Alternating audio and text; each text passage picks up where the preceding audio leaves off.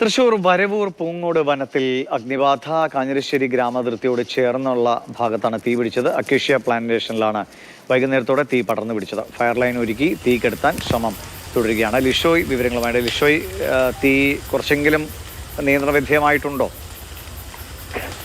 തീ ഇതുവരേക്കും നിയന്ത്രണ വിധേയമായിട്ടില്ല. കാരണം ഈ ഭാഗത്തേക്ക് ഫയർഫോഴ്സിന്റെ വലിയ വാഹനം എത്താനായി ബുദ്ധിമുട്ടുണ്ട്. ചെറിയ വാഹനങ്ങളിൽ മാത്രം വെള്ളം എത്തിച്ച് അടിക്കുക മാത്രമാണ് ഇപ്പോൾ കഴിയുന്ന ഒരു കാര്യം.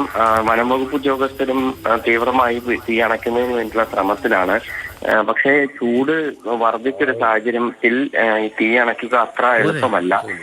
പക്ഷേ ഈ മേഖലയിൽ ജനവാസ മേഖലയിലേക്ക് എന്തായാലും തീ ഇപ്പോൾ എത്താനായി സാധ്യതയില്ല. പക്ഷേ വനമേഖലയിൽ കൂടുതൽ സ്ഥലങ്ങളിലേക്ക് തീ ആളിപ്പടരുകയാണ്.